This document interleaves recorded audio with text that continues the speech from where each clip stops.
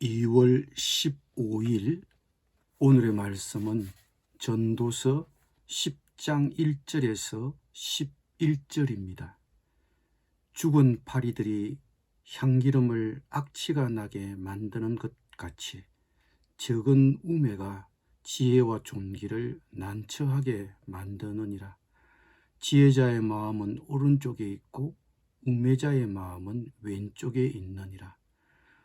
우매한 자는 길을 갈 때도 우매한 자는 길을 갈 때에도 지혜가 부족하여 각 사람에게 자기가 우매함을 말하느니라.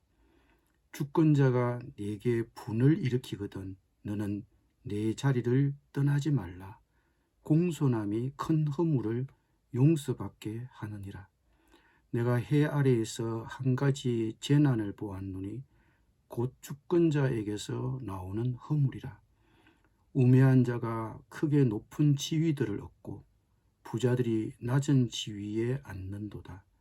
또 내가 보았노니 종들은 말을 타고 고관들은 종들처럼 땅에 걸어 다니는도다. 함정을 파는 자는 거기에 빠질 것이요 담을 허는 자는 뱀에게 물리리라. 돌들을 떠내는 자는 그로 말미암아 상할 것이요 나무들을 쪼개는 자는 그로 말미암아 위험을 당하리라. 철 연장이 무디어졌는데도 나를 갈지 아니하면 힘이 더 드느니라. 오직 지혜는 성공하기에 유익하니라. 주술을 베풀기 전에 뱀에게 물렸으면 술객은 소용이 없느니라. 아멘.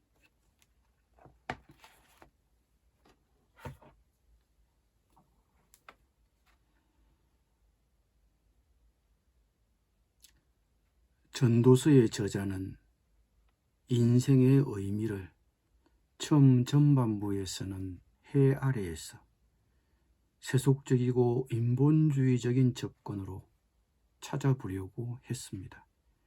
그런데 그는 7장에 들어오면서 그의 초점을 해 아래에서 보다 넓은 관점으로 옮기고 있습니다. 그리고 그가 점차 하나님의 관점에서 지혜를 추구하는 것을 알 수 있습니다. 전도서의 저자는 오늘 본문에서 지혜와 우매함을 대조하면서 지혜롭게 살기 위한 사례를 소개하고 있습니다. 우리는 오늘 본문을 통해 하나의 잠언을 읽는 것 같은 느낌을 받을 것입니다. 죽은 파리들이 향기름을 악취가 나게 만드는 것 같이 적은 우매가 지혜와 존귀를 난처하게 만드느니라. 몇 마리의 죽은 파리가 향기름에 빠져 값비싼 한 그릇에 악취가 나게 합니다. 약간의 어리석음마저도 한 사람이 수년에 걸쳐 공들여 쌓은 평판을 깎아내립니다. 참 어리석고 안타까운 일입니다. 어렵게 존귀한 자리에 올라도 어리석은 한 가지 일로 인해 그 인생을 망치는 것은 어렵지 않습니다. 우리는 그런 사례를 언론 매체를 통해 쉽게 접할 수 있습니다. 지혜자의 마음은 오른쪽에 있고 우매자의 마음은 왼쪽에 있느니라. 이 구절은 이념적인 좌우를 가리키는 것이 아닙니다. 오른편은 우리가 노력하고 추구할 만한 가치를 상징하고 왼편은 악과 불순종을 상징합니다. 지혜로운 사람의 마음은 항상 오른쪽에 있다는 것입니다. 우리는 어떻습니까? 도덕적으로 늘 오른쪽에 마음이 있습니까? 전도서의 저자의 초점은 이제 개인의 사회생활 및 그가 속한 공동체의 상호관계에 맞춰지고 있습니다. 주권자가 네게 분을 일으키거든 너는 네 자리를 떠나지 말라. 공손함이 큰 허물을 용서받게 하느니라. 내가 해 아래에서 한 가지 재난을 보았노니 곧 주권자에게서 나오는 허물이라. 우매한 자가 크게 높은 지위들을 얻고 부자들이 낮은 지위에 앉는도다. 또 내가 보았노니 종들은 말을 타고 고관들은 종들처럼 땅에 걸어 다니는 도다. 전도서의 저자는 그 사회에서 정치적 불평등이라고 부를 만한 것들을 보았습니다. 능력과 분별력이 있는 사람들이 종처럼 취급을 받는 한편 어리석은 사람들이 책임과 권위 있는 자리에 앉아 있는 것을 보았습니다. 유능한 자가 앉아야 할 자리에 무능한 자가, 무능한 자의 자리에는 유능한 자가 앉아 있는 뒤죽박죽된 세상을 보았습니다. 그런 자들에게서 나오는 권력을 그는 재난이라고 했습니다. 사실 이런 상황에서 국민들은 정치에 고개를 돌리게 되고 정치적 무관심이 일어납니다. 그러나 정치는 중요합니다. 좀 더 정확하게 이야기하자면 이런 정치적 상황에 대한 우리의 대응이 중요한 것입니다. 권력을 잡은 사람이 우리의 존경을 받기에 적절치 않게 보이고 참을 수 없는 일에 직면한다면 우리는 어떻게 대응해야 합니까? 무관심하거나 아니면 체제에 저항해야 합니까? 우리의 본성대로 한다면 우리는 남에게 대접을 받은 대로 우리도 남을 대접하려고 할 것입니다. 그러나 전도서의 저자는 이렇게 조언합니다. 주권자가 내게 분을 일으키거든 너는 내 자리를 떠나지 말라. 공손함이 큰 허물을 용서받게 하느니라. 우리가 남에게 대접받은 대로 우리도 남을 대접하려 하는 그 본능대로의 반응은 어리석은 대응이라고 전도서의 저자는 충고합니다. 자제하십시오. 오히려 침착하고 부드러운 대응이 지도자나 상관의 나쁜 기질을 정복할 것이라고 조언해주고 있습니다. 이어지는 전도서 저자의 조언은 이해하기가 더욱 어려워 보입니다. 이 말을 상징적으로 보지 않고 문자적으로 보려고 할 때 더 그럴 것입니다.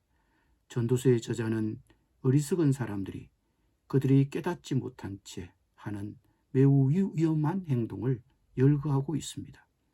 함정을 파는 자는 거기에 빠질 것이요 담을 허는 자는 뱀에게 물리리라.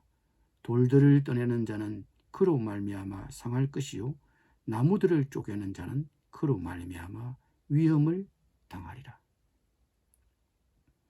함정을 파거나 담을 헐거나 돌들을 떠내거나 나무들을 쪼개는 일을 하지 말라는 것이 아닙니다.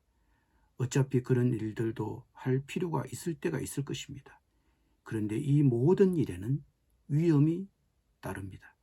그러므로 일을 하기 전에 미리 준비하거나 그 대응 방식이 있는 것입니다.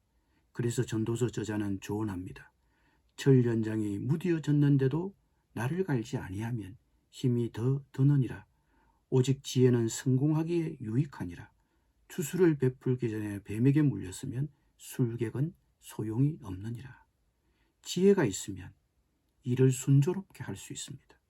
오직 지혜는 성공하기에 유익합니다. 지혜는 성공을 위한 길을 예비합니다. 철 연장이 무뎌졌으면 사용하기 전에 미리 날을 갈아야 합니다. 무식하게 칼이 무딘 것을 알면서도 그대로 사용하면 힘이 더 들 것입니다. 머리가 나쁘면 손발이 고생하는 것입니다. 뱀에게 물렸으면 추술이 무슨 소용이 있겠습니까? 미리 예방을 했어야지요. 지혜는 위험을 예견하고 미리 예방하는 데 있습니다. 이처럼 지혜는 다양한 영역, 다양한 상황에서 효과를 발휘합니다. 그리고 결국 성공하게 합니다. 잠언 2장에서는 이렇게 조언하고 있습니다. 내 아들아, 내가 만일 나의 말을 받으며 나의 계명을 내게 간직하며 내 길을 지혜에 기울이며 내 마음을 명철에 두며 지식을 불러 구하며 명철을 얻으려고 소리를 높이며 은을 구하는 것 같이 그것을 구하며 감추어진 보배를 찾는 것 같이 그것을 찾으면 여호와 경외하기를 깨달으며 하나님을 알게 되리니 대저 여호와는 지혜를 주시며 지식과 명철을 그 입에서 내심이며 그는 정직한 자를 위하여 완전한 지혜를 예비하시며 행실이 온전한 자에게 방패가 되시나니 대저 그는 정의의 길을 보호하시며 그의 성도의 길을 보전하려 하심이니라. 하나님은 지혜를 구하는 자에게 주시겠다고 약속하셨습니다. 그러나 그 지혜를 그저 우리 무릎 위에 떨어뜨려 주시지는 않습니다. 감나무 아래에서 입을 벌리고 있다고 감의 절로 내 입에 들어오지 않는 것입니다. 우리는 지혜에 대해 수동적이 되어서는 안 됩니다. 지혜는 하나님과 나의 협동 작업으로부터 옵니다. 잠언 2장의 말씀을 다시 묵상해 보십시오. 우리가 만일 그의 말을 받으며 지식을 불러 구하며 은을 구하는 것처럼 찾으면 하나님은 지식과 분별력을 주십니다. 조건이 있고 결과가 있습니다. 말씀을 사모하십시오. 꾸준히 말씀을 가까이 하십시오. 진정한 지혜는 거기에서 옵니다. 기도드리겠습니다. 주님 주시는 지혜로 성공을 위한 길을 예비하게 하여 주옵소서. 지혜로 미리 준비하여 다양한 인생의 상황에 잘 대응하게 하여 주옵소서. 그러기 위해 주님의 말씀을 받으며 주님의 지식을 불러 구하며 은을 구하는 것처럼 주님의 지혜를 찾게 하여 주옵소서. 예수님의 이름으로 기도드립니다. 아멘.